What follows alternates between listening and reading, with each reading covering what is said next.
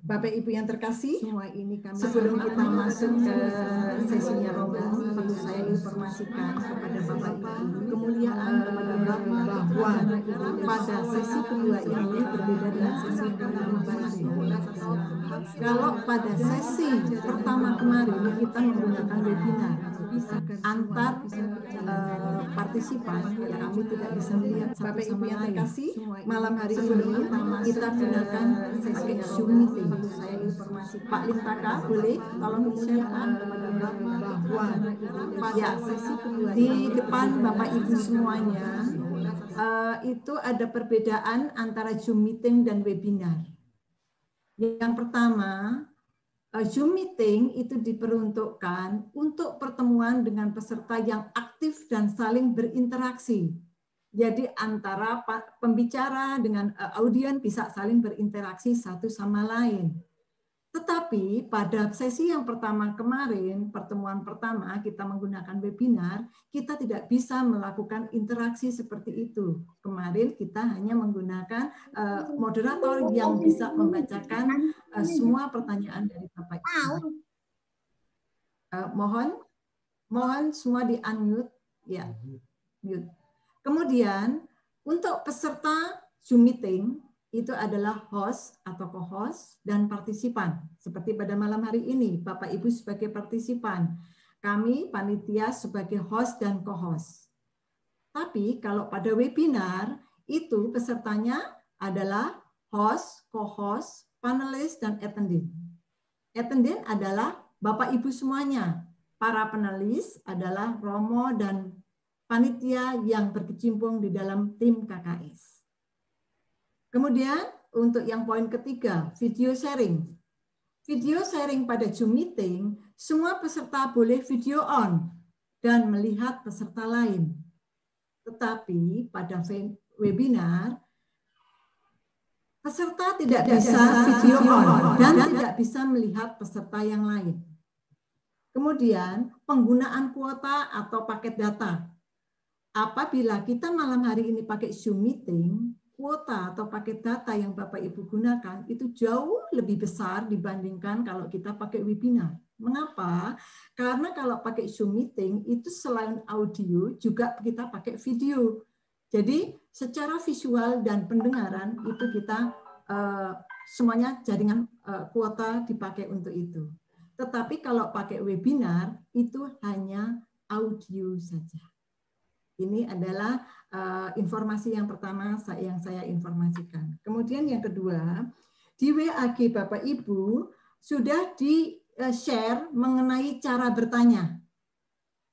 Cara bertanya untuk malam hari ini, karena malam hari ini kita pakai Zoom meeting, maka semua hanya melalui chat. Caranya bagaimana secara teknikal sudah di-share semuanya di WAG masing-masing. Untuk pertanyaan, kita panitia hanya akan memperhatikan buat penanya dengan format tanya .2 bla bla bla bla bla bla bla, itu diisi dengan pertanyaan yang akan Ibu Bapak sampaikan sesuai dengan materi yang dibawakan oleh Romo Gun pada malam hari ini. Nanti pertanyaan-pertanyaan itu akan dibacakan oleh moderator pada waktu sesi tanya-jawab. Oke, poin ketiga, semua partisipan pada malam hari ini saya mohon untuk unmute supaya suara Romo Gun sebagai pembicara itu bisa terdengar dengan jelas. Ya, terus.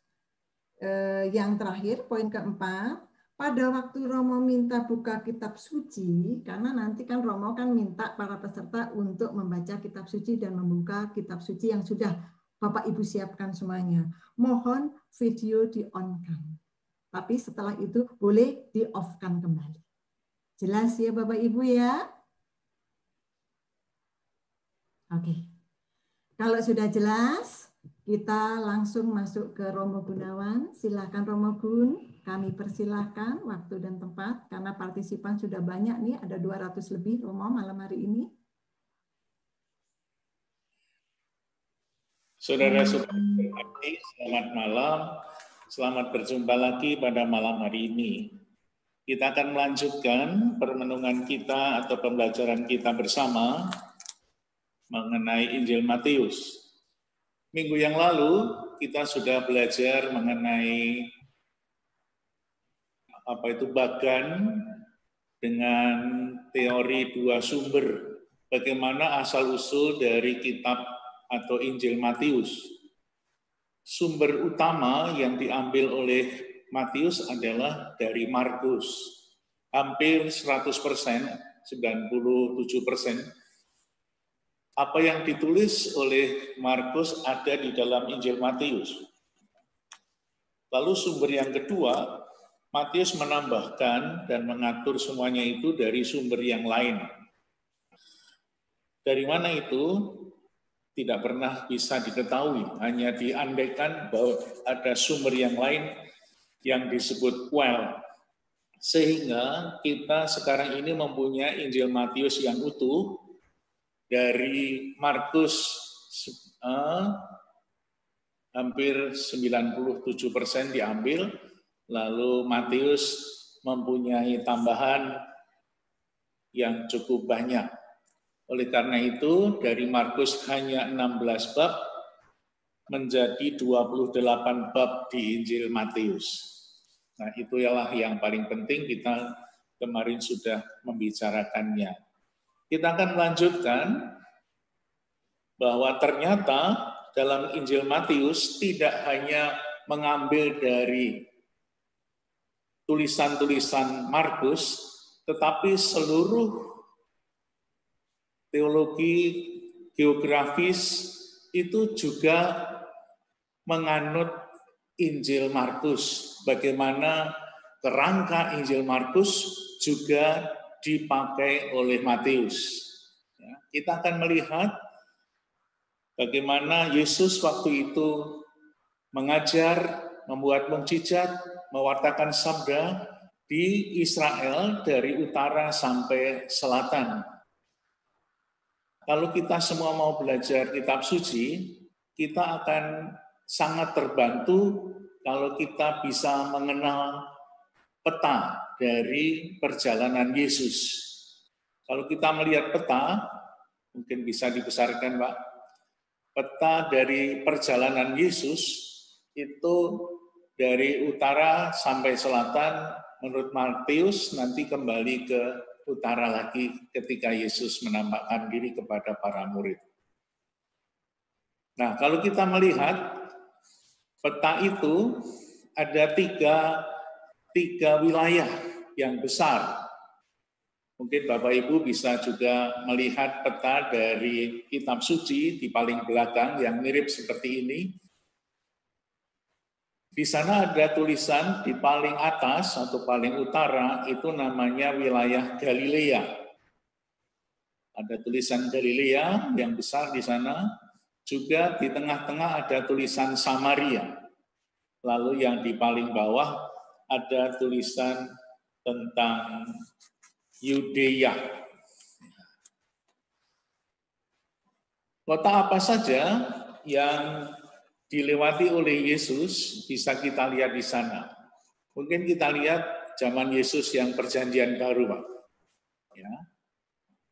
Di situ ada yang terkenal sekali danau, namanya Danau Galilea. Danau Galilea juga disebut Danau Kineret atau Danau Tiberias atau Danau Genesaret. Karena apa?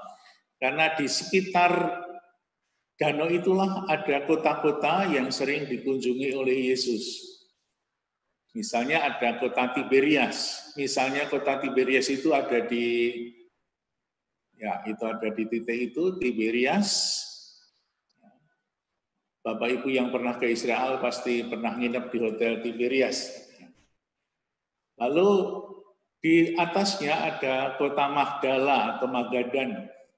Di atasnya ada kota yang disebut kota Genesaret, lalu di atasnya ada Kafarnaum, lalu nanti di sekitarnya ada kota Betsaida itu.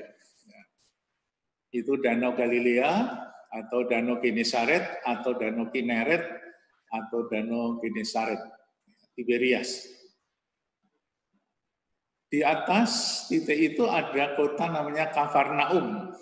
Disitulah Yesus nanti pertama kali melaksanakan atau mengajar atau berkhotbah di sekitar Kafarnaum. Lalu perjalanan Yesus nanti ke Betsaida, tempatnya si Petrus dan Andreas, sebelum dia pindah ke Kafarnaum. Lalu perjalanan Yesus nanti bisa ke atas itu ke Kaisaria Filipi. Itu menjadi penting, Kaisaria Filipi nanti pada saat kita bicara pembicaraan Petrus dengan Yesus di bab 16, itu di sebelah utara. Ya, di sana di atas ada kota yang disebut dekat Hermon, itu ada yang disebut kota Kaisaria Filipi. Jadi kita bisa membayangkan. Lalu ada kota Nazaret. Nazaret pada zaman Yesus itu di sebelah kirinya Danau Galilea. Ya, itu ada kota Nazaret. Mungkin di situ nggak kelihatan ya, ada sekitar Gunung Tabor itu. Gunung Tabor adalah gunung yang dekat dengan Nazaret. Itu wilayah Galilea sekitarnya. Terus nanti di sebelah kiri, di pinggir pantai, itu ada yang disebut daerah Tirus dan Sidon. Daerah Tirus dan Sidon itu tidak termasuk Israel. Tetapi Yesus pernah sampai ke sana, ketemu dengan seorang ibu yang anaknya kerasukan setan. Nanti di bab 15 ayat 21 sampai 28. Lalu di sebelah kanan itu ada yang namanya Dekapolis. Dekapolis ya. Itu ada sebuah kota namanya Gadara. Gadara, wilayah Gadara ya. Di mana pernah Yesus masuk ke situ karena apa? Pernah mengusir setan yang ada di dalam diri seseorang, yang kemudian setannya itu disuruh masuk ke babi-babi. Kasihan babinya langsung mati lemes. Maka kisah-kisah tentang babi itu di dalam Injil Markus ada, di dalam Injil Lukas ada, dan di dalam Injil Matius. Gadara itu terletak di sebelah kanan, sekarang itu ada di Dekapolis atau di sekitar Yordania. Itu pasti cerita tentang babi itu hanya diceritakan di wilayah sebelah kanan, bukan di sebelah Israel. Karena orang Israel tidak suka babi, maka babinya ada di luar negeri. Nah, perjalanan Yesus nanti dari utara itu mulai dari Kafarnaum. Tapi sebelum di Kafarnaum ada sebuah kisah Yesus yang lahir di Bethlehem, di mana 2 atau 3 orang Majus itu mengunjungi Bethlehem. Kita lihat Bethlehem itu di mana? Kalau Nazaret itu ada di atas, dekat Kana itu ada Nazaret, sedangkan Bethlehem itu jauh ada di bawah. Kita lihat ada kota Bethlehem. Ya. Dekat Yerusalem itu ada Bethlehem, di bawah sedikit. Ternyata Bethlehem sama Nazaret itu begitu jauh. Dan rupa-rupanya di dalam Injil diceritakan bagaimana Yesus waktu kecil itu lahirnya di Bethlehem. Nanti kita akan membaca bab 2, nanti kapan-kapan ya, bab 2 itu tentang kelahiran Yesus di Bethlehem yang dikunjungi oleh 3 orang Majus. Dan karena ancaman Herodes, dia pergi ke Mesir, kembali ke Bethlehem, tapi karena ada anak Herodes yang sadis, mereka kembali ke Nazaret. Bayangkan dari Bethlehem ke Nazaret itu cukup jauh. Menurut Injil Lukas bab 2, Yesus itu masih bayi, masih dalam kandungan Maria, itu dibawa dari Nazaret ke Bethlehem untuk didaftarkan di sana. Dan di Bethlehem itulah Yesus lahir. Ya, ini ada sebelah kanan ini ada Laut Mati. Laut Mati. Air Laut Mati itu mengalir dari utara, dari puncak Gunung Hermon. Gunung Hermon ada di atas yang puncaknya adalah salju, penuh dengan salju. Dan setiap hari salju itu mencair, masuk ke Danau Galilea melalui Sungai Yordan. Ya, dari Gunung Hermon itu turun, masuk ke Danau Galilea. Lalu Danau Galilea diteruskan ke bawah melalui Sungai Yordan sampai ke Laut Mati. Nah, di situ di atas Laut Mati sedikit itu ada kota Yeriko. Yeriko menjadi penting karena apa? Sejarahnya panjang sekali, menjadi kota yang paling tua sedunia.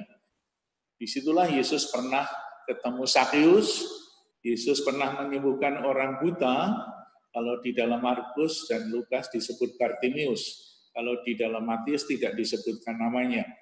Itulah perjalanan Yesus dari utara ke selatan sebelum masuk ke Yerusalem. Dan di Yerusalem itulah Yesus ditangkap, Yesus kemudian diolok-olok, dianiaya, dan disalibkan di Yerusalem.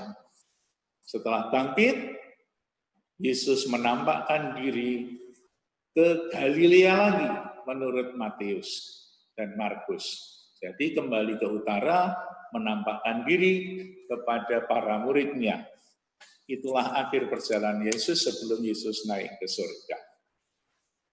Moga-moga perjalanan Yesus ini menjadi jelas dan bagi kita semua akan sangat membantu bahwa belajar kitab suci, peta itu sangat membantu kita untuk memahaminya. Bagaimana Yesus di dalam negeri atau di luar negeri, di dalam Israel atau di luar Israel, itu nanti akan membantu kita untuk memahami sabda Yesus di dalam Injil. Kira-kira seperti itu sebagai pengantar awal dari perjalanan Injil Matius. Moga-moga menjadi jelas bagi Bapak Ibu sekalian. Nah, sekarang kita masuk setelah kita sedikit banyak mengerti soal latar belakang itu, dan mungkin kemarin saya mengatakan bahwa kitab suci itu bukan hanya buku sejarah, tetapi bukan berarti bahwa sejarahnya tidak ada. Apa yang ditulis di dalam Injil itu sekarang masih ada di sana. Danau Galilea juga masih ada, belum pindah ke Indonesia. Kota-kota Yeriko masih ada, Bethlehem masih ada, dan seluruh yang diceritakan oleh Matius semuanya masih ada, masih didiami oleh banyak orang. Kecuali Bait Allah sudah tidak ada lagi karena hancur pada tahun 70 sebelum Matius menulis Injilnya. Diserang oleh tentara Roma. Nah, sejarah itu menjadi penting, tetapi bukan itu yang utama. Kitab suci adalah peristiwa sejarah yang diimani. Kristus, Yesus sejarah yang diimani sebagai Kristus kepercayaan. Oleh karena itu, kitab suci melandaskan atas sejarah, tetapi yang diimani. Yesus diimani sebagai juru selamat. Contohnya begini, kalau Bapak Ibu pergi ke gereja, itu kalau ditulis tidak hanya Bapak dari rumah lewat jalan A, jalan B, lalu sampai ke gereja, lalu pulang lagi. Itu sejarah. Tetapi dibalik dari semuanya itu, mengapa Bapak Ibu pergi ke gereja? Itulah yang ditulis dalam kitab suci. Karena Bapak Ibu beriman, percaya kepada Yesus sehingga bukan hanya berjalan dari rumah ke gereja, tetapi gereja, ngapain ke gereja?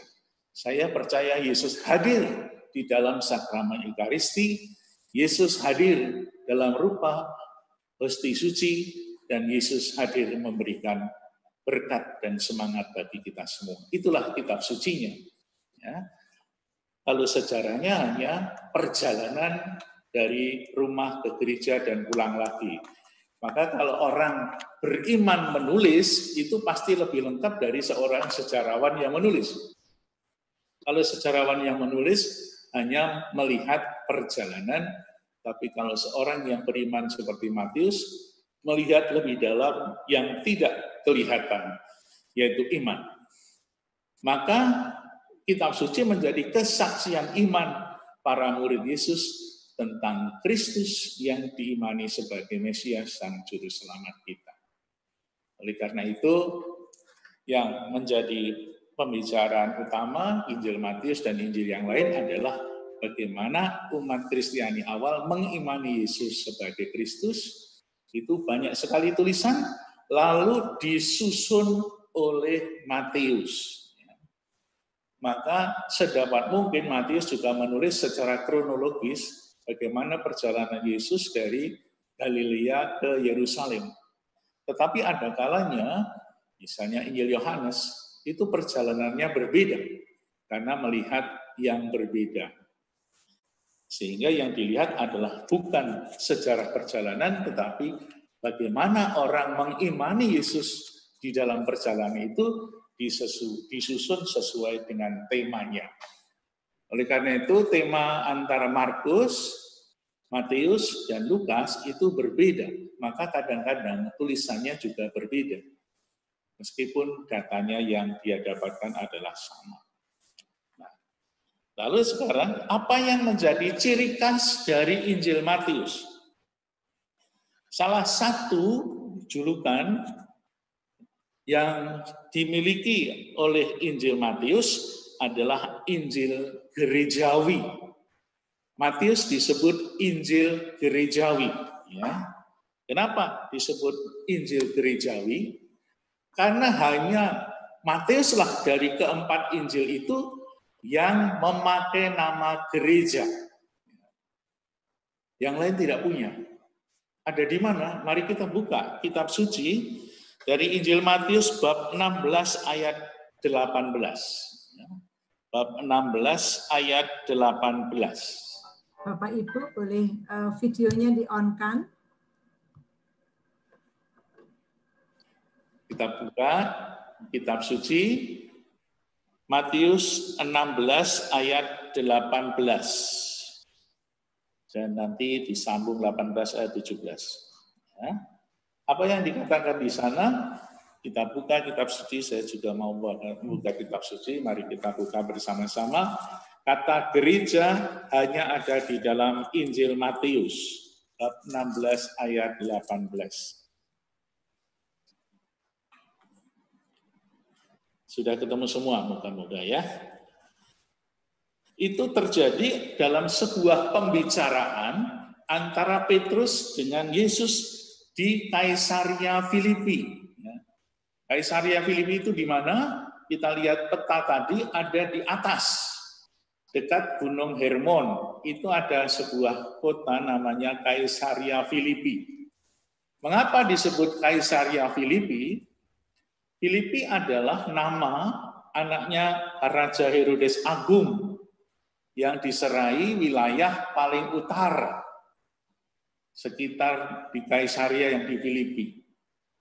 Kota Kaisaria itu ada dua, yang satu di dekat Gunung Hermon, yang satu di bawah di pinggir laut tengah di sebelah Yerusalem. Tapi ini pembicaraan, dialog ini terjadi di Kaisaria Filipi.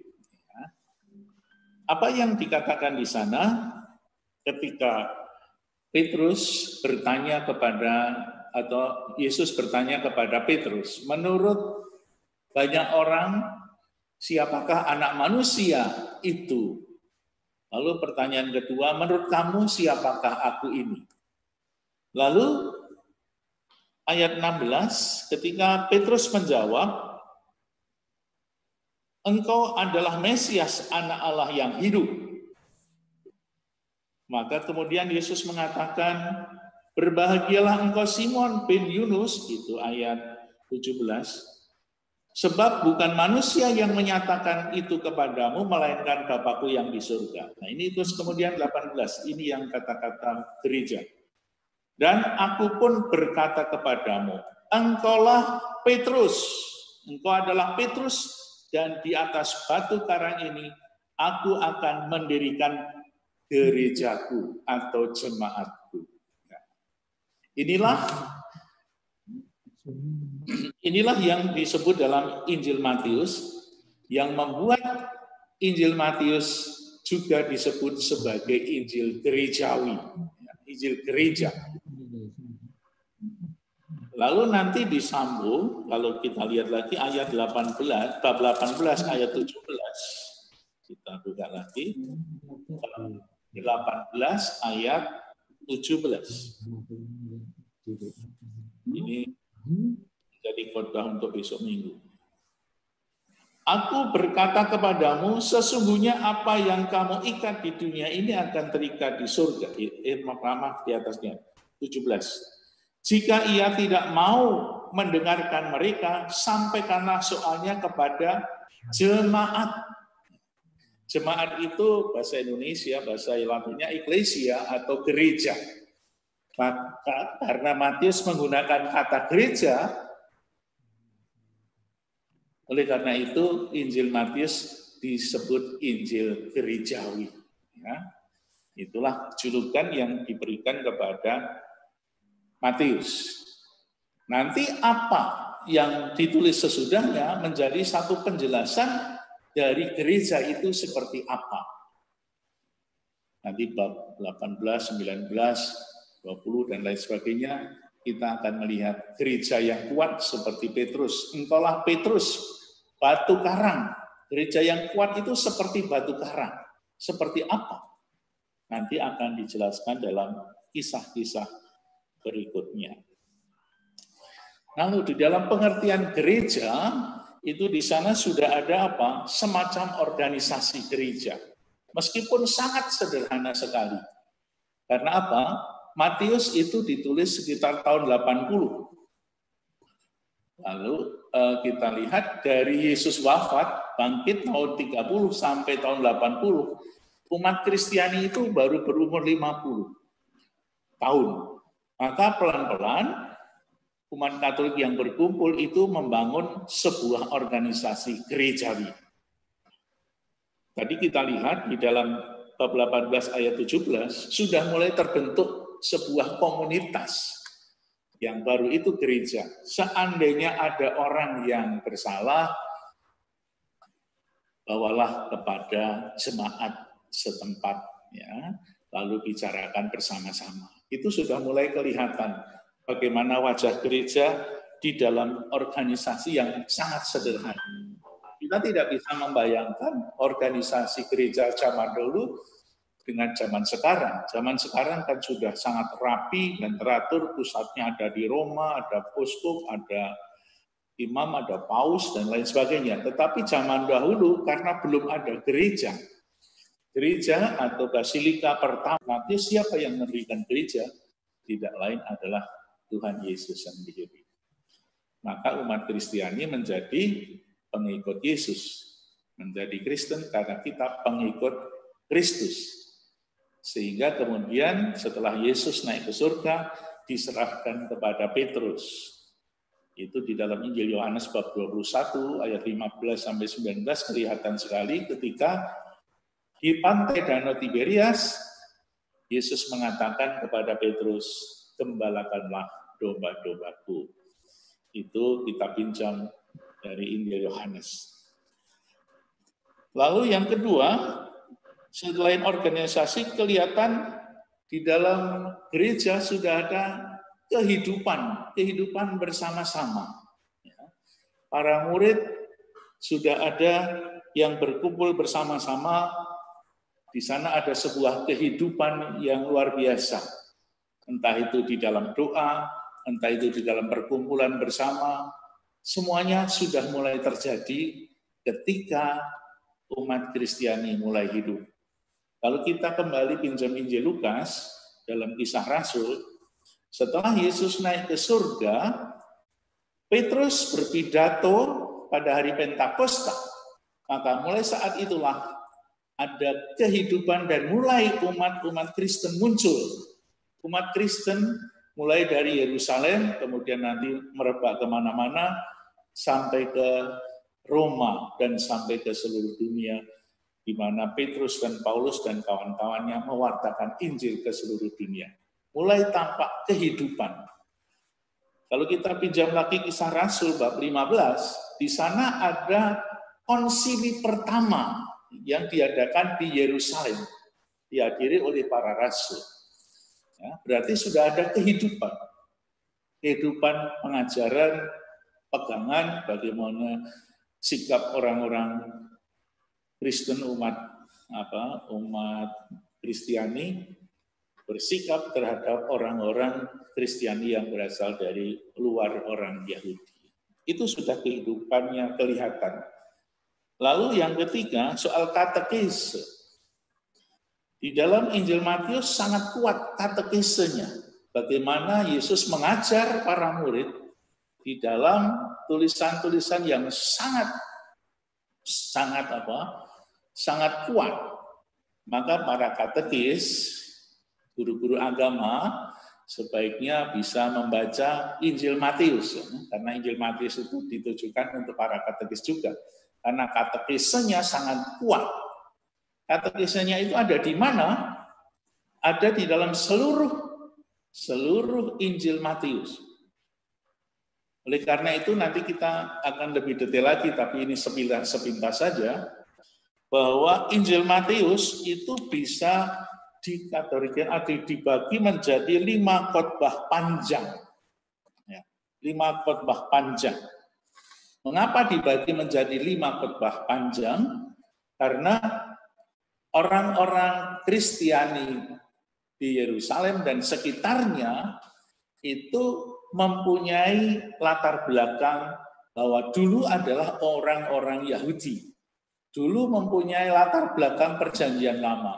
Dulu mempunyai pemahaman yang sangat kuat tentang Taurat Musa, mulai dari Musa di Gunung Sinai yang mewartakan tentang Taurat itu.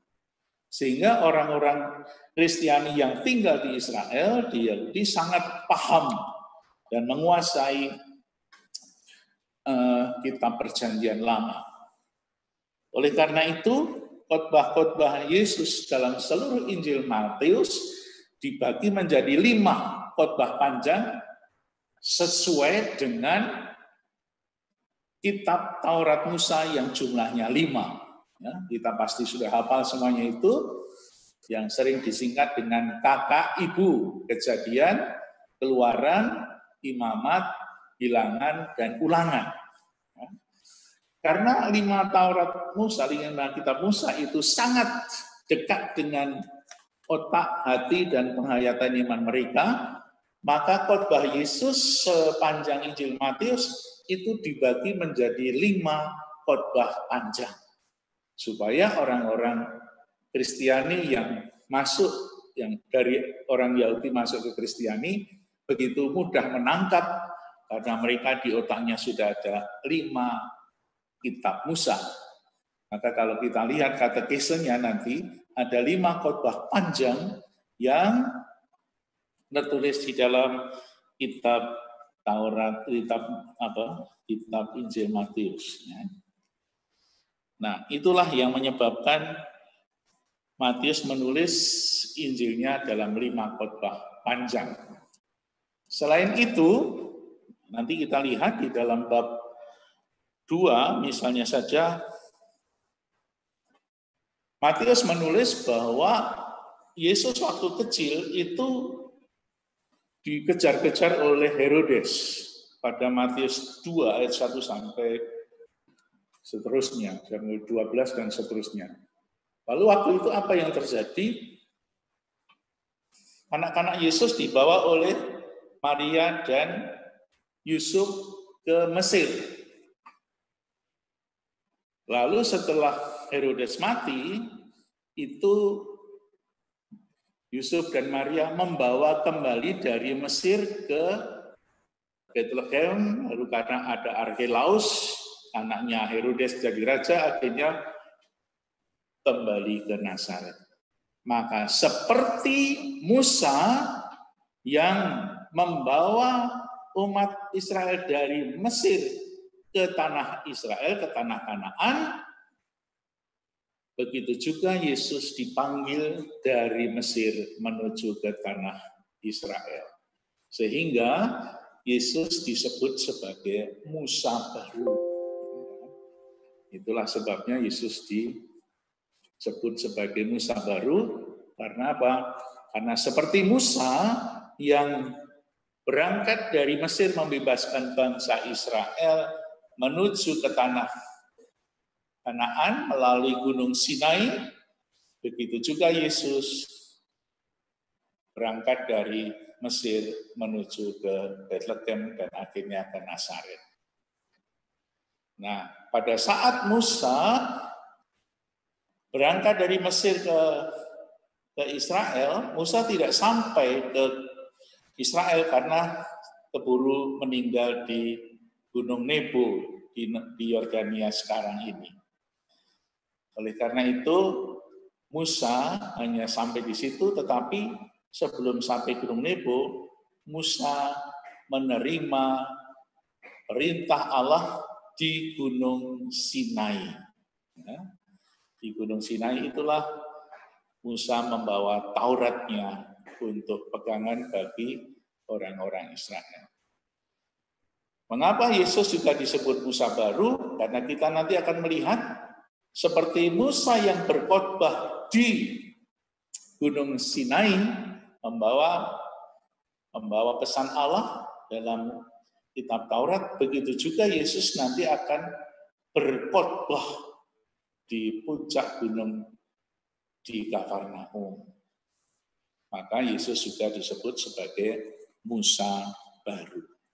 Itulah mengapa Yesus diberi gelar Musa baru nanti di dalam Injil Matius.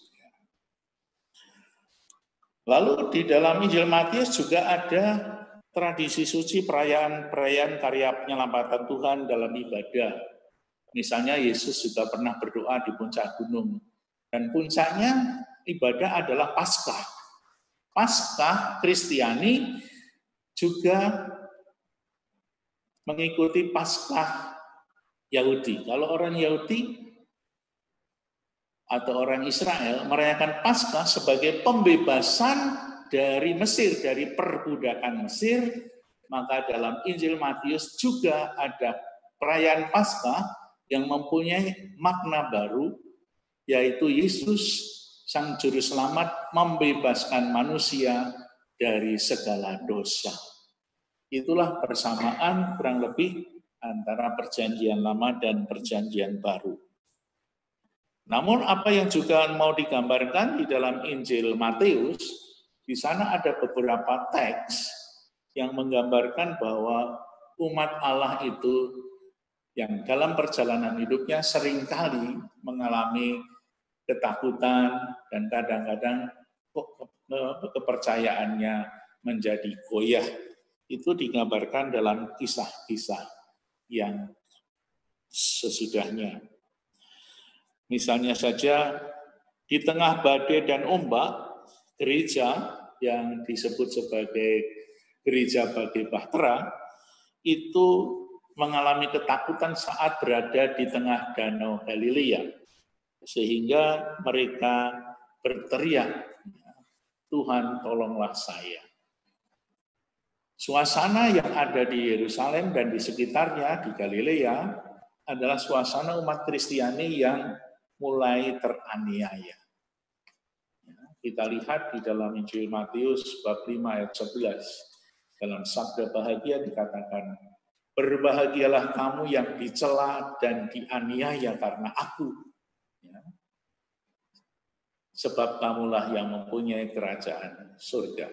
Itulah. Berbahagialah kamu jika kamu karena aku dicela dan dianiaya. Dan karena itu dihinakan segala yang jahat, maka mereka yang dihina, dicela akan memiliki kerajaan surga. Itulah salah satu suasana yang dialami oleh umat Kristiani ketika mereka hidup di tengah-tengah orang Yahudi. Karena apa? Karena Yesus tidak dipercaya oleh orang-orang Yahudi, khususnya para pemuka agama sebagai Mesias, maka Yesus disalib, dibunuh. Lalu orang-orang yang mengikuti Yesus juga merasa takut dan khawatir, yang kemudian digambarkan dalam kisah-kisah yang banyak tentang orang murid-murid yang kurang percaya kepada Tuhan dan mempunyai kekhawatiran. Misalnya saja kita lihat Matius 8 ayat 25. Kita lihat bagaimana Petrus dan kawan-kawan waktu itu merasa takut di tengah-tengah lautan. Kita buka Matius 8 ayat 25.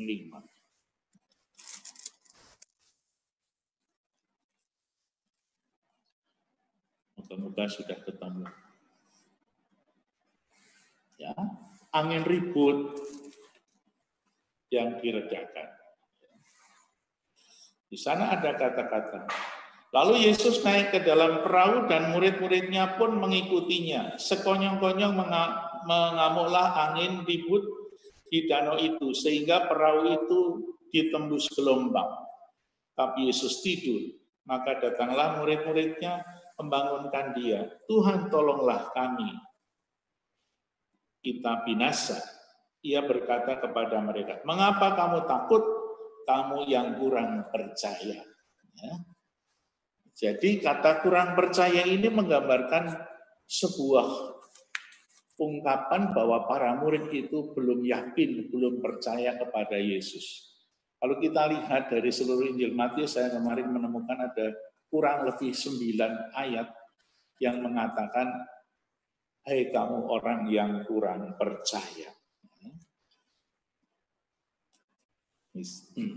Misalnya ada lagi Matius 6 ayat 30.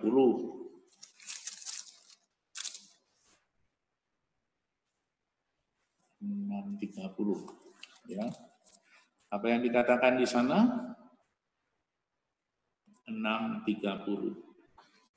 Jadi jika demikian Allah mendandani rumput di ladang yang hari ini ada dan besok dibuang ke dalam api, tidakkah ia akan terlebih lagi mendandani kamu, hai orang yang kurang percaya?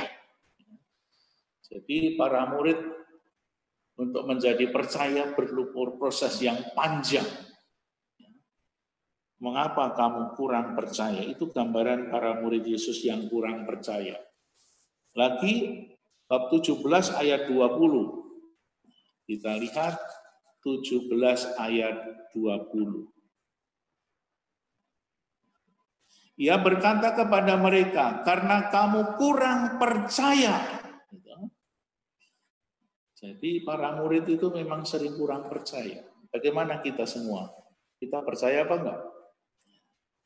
Kita mau belajar Injil Matius supaya dimarahi Yesus dan menjadi orang yang percaya nantinya.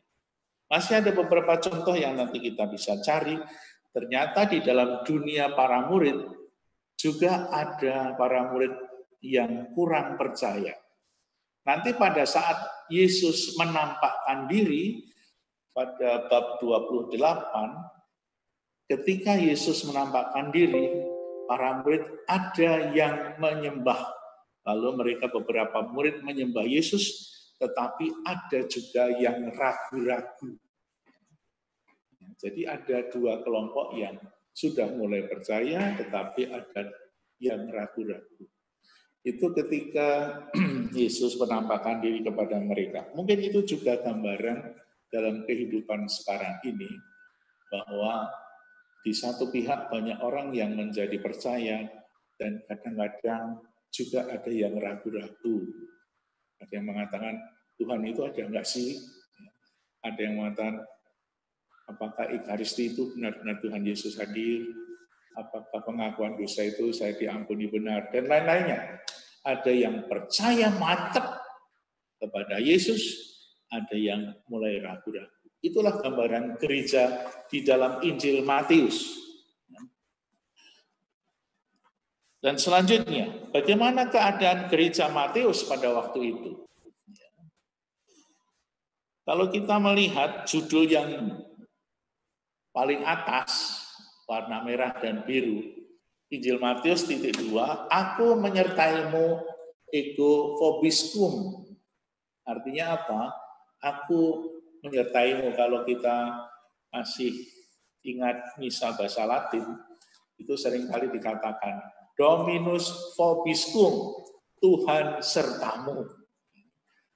Kita menjawab dan sertamu juga, atau dalam bahasa yang sekarang Tuhan bersamamu, Dominus vobiscum et cum spiritu tuo, dan dengan rohmu. Nah, apa yang dikatakan itu yang menjadi ya, aku menyertaimu, itu menjadi dua pilar dalam Injil Matius. Ini menjadi penting dalam Injil Matius karena dua pondasi yang ditanam dalam Injil Matius itu ada dua, yakni aku menyertai kamu.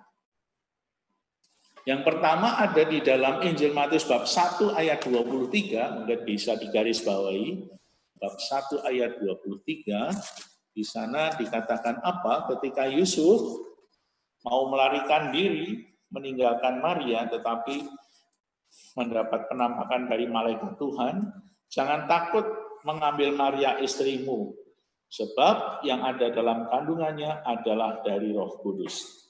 Lalu ayat 23, sesungguhnya anak darah itu akan mengandung dan melahirkan seorang anak laki-laki dan mereka akan menamakan dia Immanuel, artinya Allah beserta kita. Maka dalam kondisi umat Allah yang ketakutan, yang punya kekhawatiran, menjadi tidak percaya, itu diyakinkan bahwa Tuhan itu menyertai selalu. Itu di awal. Lalu di akhir Injil Matius bab 28 ayat 20 dikatakan di sana, aku akan menyertai kamu senantiasa sampai akhir zaman. Ya. Jadi di awal dan di akhir itu ada tulisan seperti itu. Seperti yang ditulis di atas tadi, ego vobiscum, aku menyertai kamu. Dan di tengah-tengahnya masih ada pilar satu lagi kalau kita mau. Bab 18 ayat 20 dikatakan di sana, di mana ada 2-3 orang yang berkumpul dalam namaku, aku ada di tengah-tengahnya. Jadi Injil Matius sungguh-sungguh menampilkan Tuhan yang menyertai kita manusia sejak awal dalam kehidupan dan sampai akhir. Itulah keyakinan kita. Nah, keadaan gereja pada zaman Matius itu seperti apa? Dikatakan di sana, awalnya para jemaat tinggal di sekitar sinagoga. Karena tidak punya gereja, maka sesudah Yesus naik ke surga, Pentakosta datang, umat Kristiani masih ikut berdoa di sinagoga, tempat berdoanya orang-orang Yahudi, agama Yahudi. Itu banyak kita temukan ketika di dalam Injil Matius dikatakan bahwa para murid Yesus dan orang-orang Kristiani berdoa di tempat ibadat mereka. Ibadat mereka itu ibadahnya orang-orang Yahudi. Karena apa? Orang Kristiani yang jumlahnya masih sedikit itu berasal dari orang-orang Yahudi yang percaya kepada Yesus menjadi orang Kristiani. Tapi orang-orang Kristiani itu sangat dibenci oleh orang-orang Yahudi karena mereka kok percaya kepada Yesus, maka diikutsertakan di dalam penderitaan Yesus. Sehingga ketika ada orang Kristiani yang berdoa di sinagoga, ikut berdoa, ikut nebeng, itu mereka seringkali diperhatikan. Bahkan kadang-kadang didoakannya jelek sekali ya. Misalnya biasanya ada doa umat, jumlahnya 18, kalau ada orang Kristiani ditambah 1. Wujudnya untuk orang Kristiani. Supaya orang Kristiani yang duduk berdoa di belakang, paling belakang itu, nanti kalau pulang bisa bergeledek saja. Nah, itulah yang sering terjadi. Maka di dalam Injil Matius begitu banyak ditemukan orang-orang Kristiani yang imannya nggak kuat, kadang-kadang bimbang, kadang-kadang takut seperti tadi, kamu yang kurang percaya, lalu teraniaya. Lalu ada kata-kata dalam khotbah Yesus yang pertama, jangan khawatir. Karena para murid pada waktu itu khawatir terus karena terancam. Lalu orang-orang Kristiani yang ada di sinagoga itu sering diusir. Teks Matius itu menyebutkan tempat ibadat mereka, tadi saya katakan, bukan ibadat Kristen, tempat ibadat Kristen. Misalnya bisa kita lihat beberapa, dalam Matius 4 ayat 23, mari kita cari.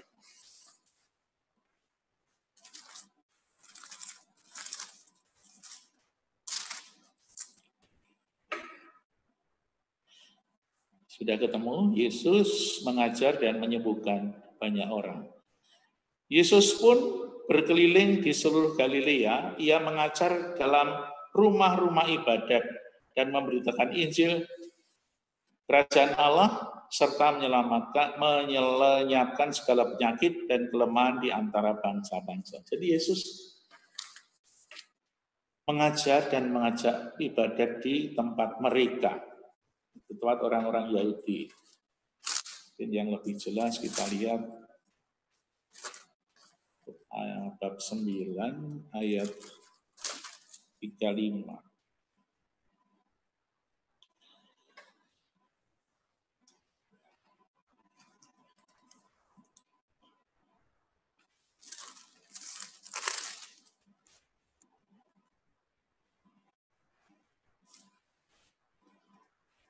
Ya, itulah contoh-contoh di mana Yesus juga mengajar di tempat ibadat sinagoga-sinagoga orang Yahudi. Keadaan jemaat ditulis sekitar tahun 80 Masehi, itu lebih mencerminkan suasana atau situasi yang terjadi pada zaman Matius menulis. Jadi Matius menulis itu 50 tahun sesudah Yesus bangkit dan naik ke surga. Misalnya salah satu contohnya, ketika Yesus mengecam, celakalah kamu hai orang Farisi, itu sebetulnya menggambarkan cerminan pada sekitar tahun 70, 80. Kenapa? Pada tahun 70 Masehi, 50 tahun atau 40 tahun sesudah Yesus bangkit, itu Bait Allah diserang oleh tentara Roma, namanya panglimanya Titus, yang nanti kemudian menjadi kaisar di Roma, sehingga Bait Allah yang bagus, yang dibangun oleh Herodes Agung, yang punya jasa sedikit Herodes Agung untuk menarik dia mencari simpati di Israel, itu bumi hanguskan oleh tentara Roma. Sehingga orang-orang Saduki yang ada di Yerusalem semuanya dibunuh dan mati. Habislah riwayat orang-orang Saduki pada tahun 70. Maka yang kemudian masih tersisa adalah orang-orang Farisi. Karena di Yerusalem itu dua partai itu kuat sekali, tetapi karena sudah tidak ada orang Saduki yang hampir semua di bumi hanguskan oleh tentara Roma, sekarang tinggallah orang Farisi. Dan karena sudah tidak ada tempat lagi Bait Allah, maka kemudian orang-orang Farisi itu mendirikan sekolah kitab suci, pindah ke kota Yamnia. Kota Yamnia adalah kota yang berada di pantai Laut Tengah, yang agak minggir sedikit, menjauhkan diri dari Yerusalem, dan disitulah sejarah Yudaisme mulai berubah. Sehingga orang-orang Farisi menjadi satu-satunya kelompok atau komunitas atau boleh dikatakan partai yang paling berkuasa. Sehingga orang-orang Farisi itu menjadi sangat fanatik luar biasa, menjadi orang garis keras luar biasa. Lalu Injil Matius bab 23, di mana Yesus mengecam orang-orang Farisi, celakalah hai kamu orang munafik, orang Farisi dan ahli Taurat. Karena wajahmu itu seperti kuburan. Di luarnya kelihatannya bagus, dihias dengan bunga-bunga indah, tapi di dalamnya penuh dengan tulang belulang yang busuk. Itu kritikan yang ada di dalam Injil Matius bab 23. Selain bab 5 ada sabda bahagia, di bab 23 ada sabda Daudi, harus sampai detail. Itulah Injil Markus. Beda dengan Injil Matius, di mana orang Kristen, umat Kristiani yang percaya kepada Yesus itu asal-usulnya dari orang-orang Perjanjian Lama. Oleh karena itu, jemaat yang waktu itu berada di dalam sekitar Matius adalah orang-orang yang sangat mengenal Perjanjian Lama dan sangat menguasai. Contohnya apa? Orang-orang Israel yang beragama Yahudi itu sejak kecil sudah diajarkan tentang ajaran yang paling utama. Kasih kepada Tuhan dan kasih kepada sesama. Boleh dikatakan dua kata itu menjadi skema dari orang-orang Yahudi. Bahkan katanya seringkali ditulis dua kata itu di ambang pintu supaya anak-anak, nanti kita akan melihat bahwa di dalam Injil Matius akan banyak kutipan-kutipan Perjanjian Lama. Hampir semuanya ada, khususnya kitab Nabi Yesaya. Terima kasih untuk pertemuan kali ini. Ya. Terima kasih banyak Romo atas pembelajarannya pada malam hari ini. Baik, terima kasih banyak atas partisipasi Bapak Ibu semua di dalam acara malam hari ini. Perlu saya infokan, sampai akhir ini ada 215 partisipan yang masih setia kepada Romo Gunawan mengikuti pembelajarannya dari awal sampai akhir. Bapak Ibu, sebelum kita tutup dengan doa penutup, saya minta semua video dinyalakan. Semua minta video dinyalakan. Panitia yang foto, Bu Selvi siap ya, Bu Selvi ya? Siap, siap. Siap, oke. Ini ada 214 partisipan, otomatis ada banyak layar nih. Layar pertama itu semua udah on. Oke, bagus. Ada Pak Sudianto, ada Bu Setiawati Sudiono, ada Pak Bu Maja. Pak Yopi juga ada. Oke, tapi Pak Yopinya nggak ada di tempat. Baik. Silakan difoto layar pertama, senyum. Ayo, senyum dikit. Layar pertama siap ya. Siap ya, layar pertama ya. Siap, siap. Siap. Next, layar kedua. Mute videonya tolong dinyalakan semuanya. Ya, Bu Erin, tolong videonya dinyalakan. Pak Valen. 3. Oke. Oke, sudah? Oke. Layar berikutnya, Bu, yang videonya belum nyala, tunggu Bu sampai nyala, Bu. Bu Ica. Bu Ica, tolong dinyalakan. Ya, siap ya. Senyum yang manis. Oke. 1, 2, 3. Oke, layar berikutnya. Layar berikutnya ada Pak Rudi Udo, Bu Eti, Pak Adi Wirawan. Ya, oke, lengkap semuanya. Siap? Senyum yang manis. 3. Yes, good. Layar berikutnya, tolong dinyalain videonya. Bagus. Tunggu sebentar, Bu. Bu Marlina.